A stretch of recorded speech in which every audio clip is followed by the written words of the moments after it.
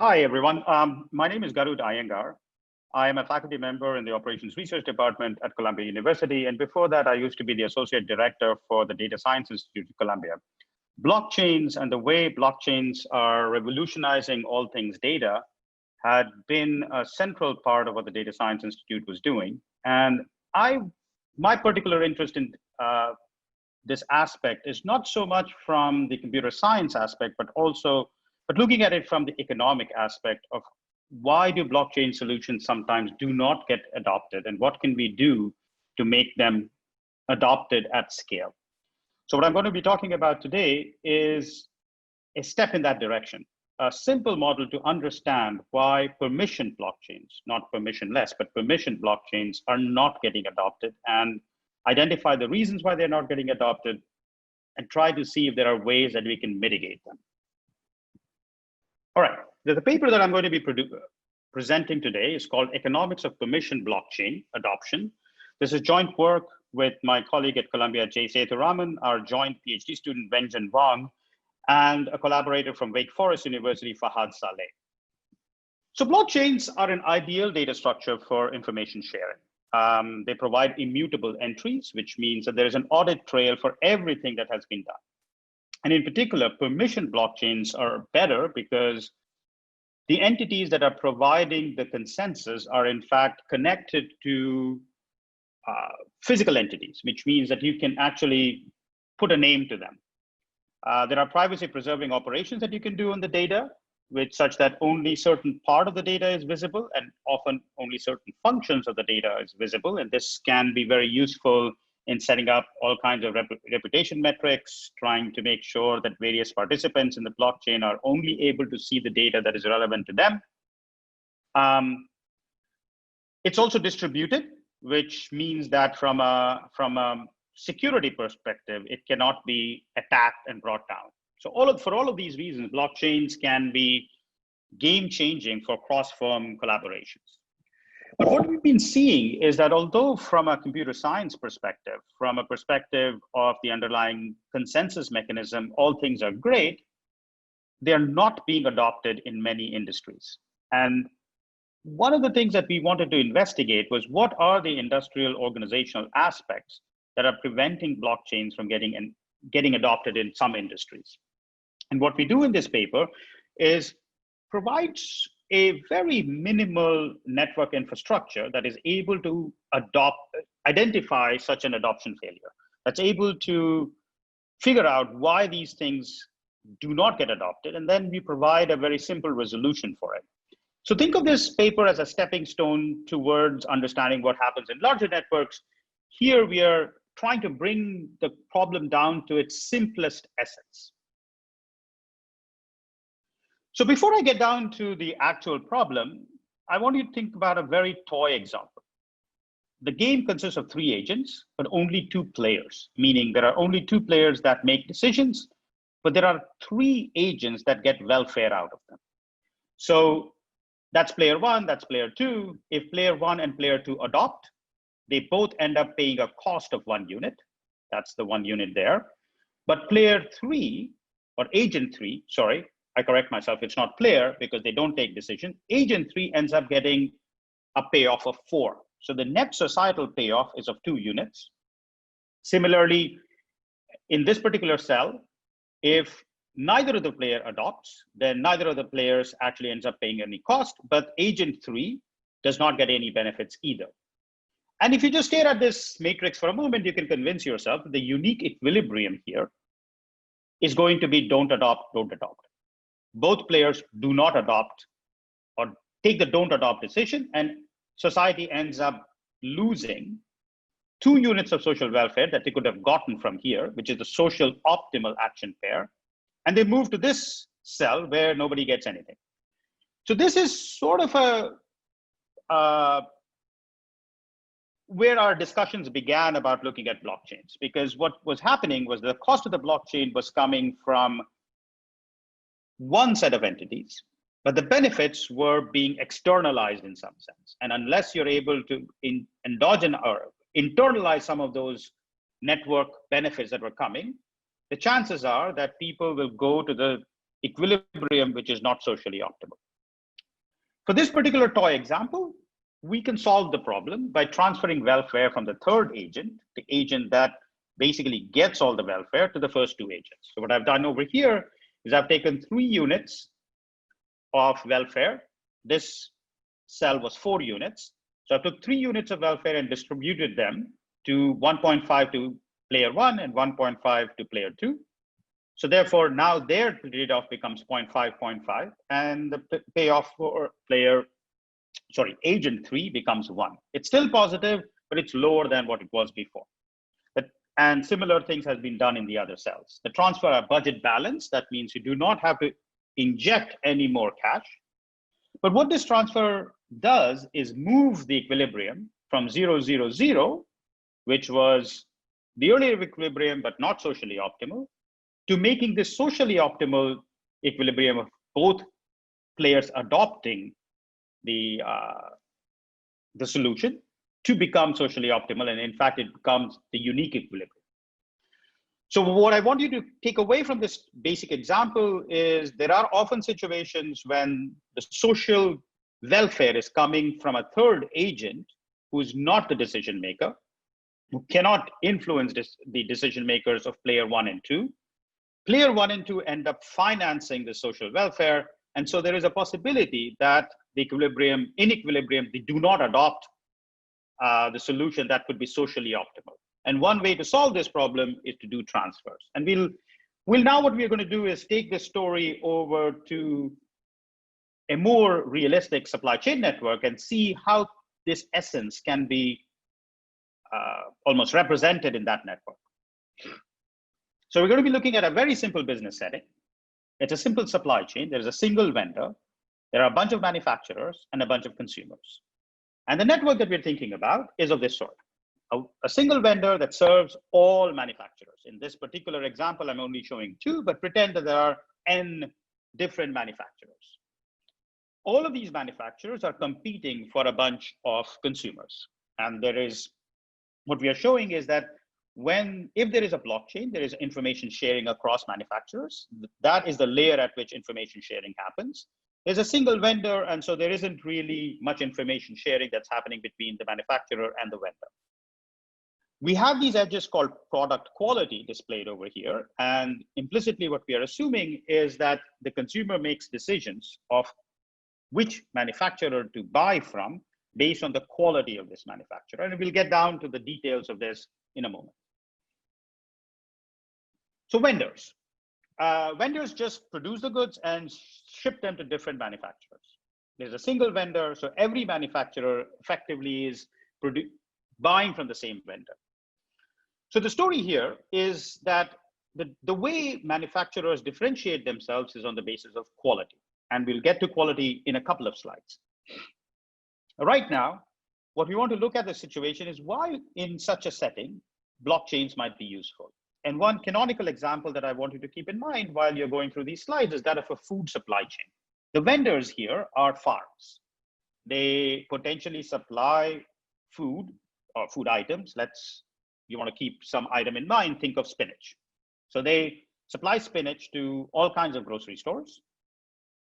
More often than not, things are fine, but food can get contaminated at times. And these contaminated items can cause serious illnesses. And even if the cause is often known, trying to do recalls can become expensive because you don't often keep track of exactly which vendor this bunch of spinach came from, what other grocery stores was the same spinach sent, and so on. So the blockchain enables efficient tracing of these defects and thereby saving costs. And this is the kind of motivation that I want you to keep in mind, that vendors sometimes produce defective goods. When the defective goods are not recalled in time, you end up getting serious reputational costs, and manufacturers want to avoid this cost. And one way to do that is to get information about the defective goods early. All right, so before we talk about manufacturers, we're going to jump further down the network and look at consumer welfare. Consumers want to purchase from the highest quality manufacturers. And quality here does not mean defect. it does not mean, because if there were defects, the manufacturer would have not sold that item at all. Product quality here includes information like packing dates, transportation times. So some manufacturers might be better at keeping fresher fruit. Identity of the source that can determine whether ethical standards are met. So some are able to provide you this information better. Others are able to provide you information about processing standards and so on. So that's what we mean by quality. And what consumers want to do is purchase from a manufacturer that has the highest quality. And like I said, quality does not help determine defect, because if that was the case, the manufacturers would have not sold that item at all. One thing that we've been seeing is that even though information about quality is welfare enhancing for the consumer, manufacturers often resist sharing this information. And what we see through our paper is that this sharing could be beneficial for all parties. However, there is a transfer that is needed. And the reason a transfer is needed, as you can start imagining here, that the social welfare of the consumers is enhanced, and that has to be somehow fed back to the manufacturer. So I'm sort of looking forward a little bit in what the modeling is, but that's the kind of direction that we're going in. All right. Now let's try to understand manufacturers. So manufacturers sit between vendors and consumers. These are the people that buy from vendors and sell it to consumers. And again, just to conceptualize the food chain, it's a food supply chain story. Grocer sells to consumers. Grocers pay reputation costs if they sell contaminated food. If we know that a particular grocer has sold contaminated food, perhaps I don't want to return to that. And so at least there's a short-term dip in their revenue. Identifying contaminated shipments expediently reduces reputation costs, because then you know that this firm has picked up the information quickly and then handed it over to potentially the recall people, and the consumers are not going to be hurt as much. An immutable audit trail from the farmer to consumer can help.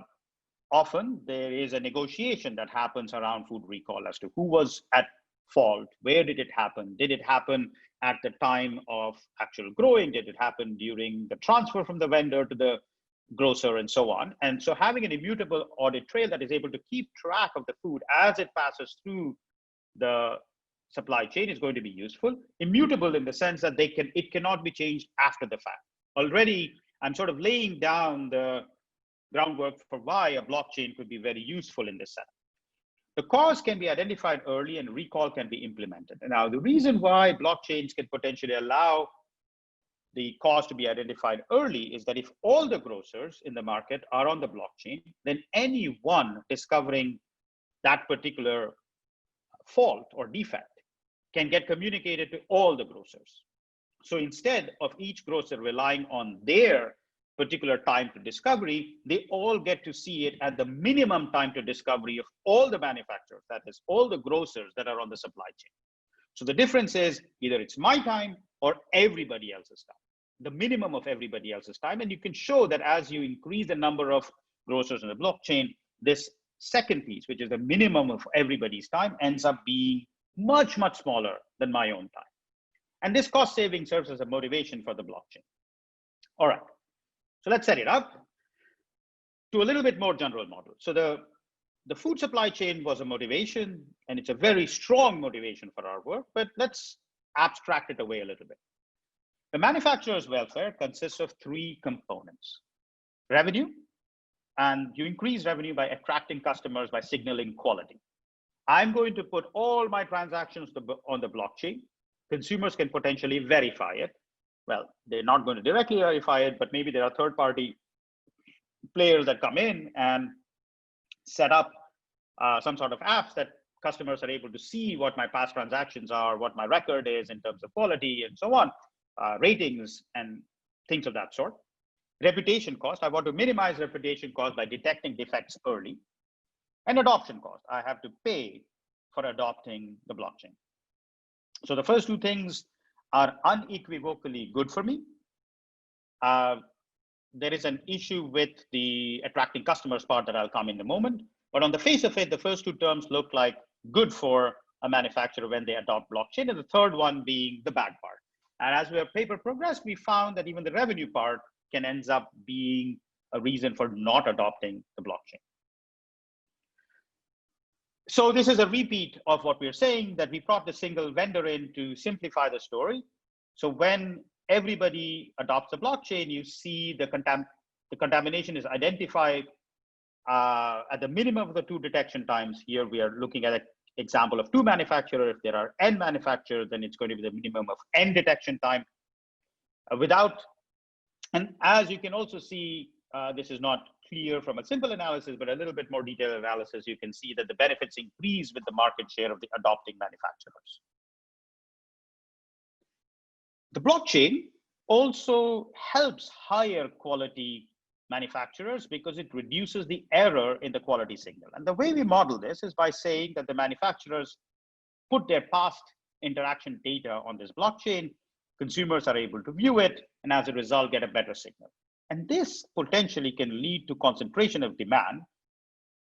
And that has bad implications for detecting defects, because now everything is being done by very few manufacturers, and potentially this diversification effect that you were getting from blockchains may not happen. And that's another reason why blockchains may not get adopted. All right, so that's the context. And now we're going to go through and show you various results that we've been able to obtain in this setting. Just to fix ideas, let me just go and remind you of the network. Here's the network, single vendor, n different manufacturers. We're trying to understand when and why manufacturers adopt or do not adopt the blockchain. There's a consumer downstream. The consumer gets better quality information if the manufacturers happen to be on the blockchain. All right, so going back to the results section now. First thing that we find in this simple model is that blockchain always enhances consumer welfare. This is not very surprising. Consumers incur no cost, but receive useful information. Consumers are able to select higher quality manufacturers on average because the blockchain improves what happens to their quality. And by the way, I should have mentioned it right in the beginning, there's a paper that goes with it. The title of the paper is Economics of Permission Blockchains. It's available online if you just search for it. And that's where all the mathematical model has been made clear. Here, I'm trying to give you the main messages without getting too much into the details of the mathematics. The consumer welfare enhancement result is true even if the blockchains do not fully reveal manufacturer quality. Even if it just improves manufacturer quality, welfare goes up. So here there are no ifs and buts. Consumers always benefit. Now we want to understand what happens at the manufacturer level, because those are the guys that have to decide whether to adopt the blockchain. Consumers cannot do anything about it. They might love that manufacturers go onto a blockchain, but they can't make that decision for them, right? Now what we find is that blockchain is welfare enhancing for the manufacturers only for intermediate defect detection rates. That's sort of surprising. One would have thought that this should be a uniform result. And the reason this result ends up happening is that at low defect detection rate, investing in the blockchain is no longer profitable because the rates are so low that no manufacturer is able to detect soon enough to avoid significant reputation costs. If the defect detection rate is high, then manufacturers don't care about blockchains because they can detect it early on their own. So it's really the middle part where it's not so high that I can detect it on my own, or so low that even going onto the blockchain doesn't help me. That's the sweet spot at which manufacturers are going to be interested in a blockchain. Okay. So let's say that we are in that intermediate domain where manufacturers are indeed interested in the blockchain. What happens there? Well, it turns out that blockchain may reduce welfare even when there are no adoption costs. We are in the regime where detection rates are decent in the intermediate range so that the potential manufacturer is interested in being on the blockchain. And even then, and there are no adoption costs. So we removed the component of the cost. So we can't say that they are not adopting because the cost is too high. Even then, it turns out that adopting blockchains may not be very good for the manufacturers. And the way this happens is through the quality angle. Blockchains improve the quality signal. Because of this, manufacturers that are ex ante sort of more comparable end up becoming more separated in the minds of the consumers. As a result, consumers start putting more and more weight on the higher quality manufacturers. So you end up concentrating demand more. And as a result of this concentration of demand, the early detection part gets hampered. You have fewer. So the way to think about this is that if earlier the demand was spread out, then there were, let's say, n different manufacturers that were independently looking for faults. Now, because of a concentration of demand, that number has dramatically reduced. As a result, when you're taking the minimum of the detection time, you're taking a minimum over a much reduced set. And as a result, if the reputation costs are large enough, you end up actually seeing a worse behavior. So it has to be, again, these are all stories that we're trying to develop as to see why when you look at the dynamics of this market, it seems obvious that blockchain should be welfare enhancing for the entire society, why things can go bad. And even at the societal level, things are beneficial, and we'll see in a moment under what conditions. Even then, it will happen that the manufacturers lose and the consumers benefit a lot. Think back to the toy example that we had in the beginning. The two players lose, but the third agent benefits dramatically. And we need to figure out how to do that, how to get that solution back into this setup. So here's an interesting and tricky part. So the full blockchain adoption depends on beliefs unrelated to fundamentals. And I'll unpack this statement in a moment. So first of all, in equilibrium, if you want blockchains to be adopted, then all manufacturers must prefer adoptions when others adopt. That's just a basic statement. Now, when a manufacturer is trying to compare two decisions, whether to adopt or not to adopt, we are looking at a situation where everybody else has adopted, and there is a manufacturer that's trying to understand whether they should adopt or not adopt. Not adopting is an off-path action, meaning that this is not part of the equilibrium. So one has to understand what happens to this off-path action. And in order to understand the impact of this off-path action, you need to think in terms of off-path beliefs. And the adoption decision actually does depend on these off-path beliefs. And we will see that these off-path beliefs end up becoming important. And we'll not get into the details of it in this talk, but in the paper, it's all spelled out. So under certain belief structures, an adoption equilibrium is particularly unlikely. And in other belief structures, an adoption equilibrium is likely. And the point that I want you to take away from here is that even after you have put in all the conditions necessary for the manufacturer to potentially adopt, there is an education aspect or a PR aspect that has to be done with the customers to change their beliefs so that this equilibrium can be sustained. So that's another one of the messages that we want to get.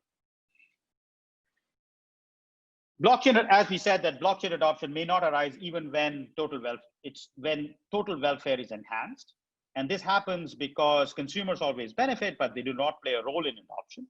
Manufacturers bear costs, but do not gain from adoption. And that's what we call a market failure. And we have designed in the paper a system of transfers that can be charged to consumers and paid to the manufacturers to make this happen. So whenever all the economic conditions lead to blockchain adoption at a societal level, we can design a transfer that can make this happen even at the individual level, that manufacturers are happy and consumers are happy. So the key insights from this particular supply chain example was that blockchains can provide valuable information to consumers, but consumers don't determine blockchain adoption. Blockchains have ambiguous value to manufacturers. And one may have to, one not may, but in most circumstances will have to define transfer mechanisms that can take consumer benefits and transfer it to the manufacturers that are incurring costs. Just a few conclusions. Blockchain has value in business settings. Almost always societal benefit goes up. This adoption may not arise due to misaligned incentives, and one has to look at the economic structure of the incentive carefully to design right mechanisms of intervention. Sometimes it has to be in terms of transfers, and sometimes it may also be in terms of changing off-path beliefs, changing beliefs about the various players. And both of them is necessary in order for us to get blockchains adopted in various markets. Thank you very much.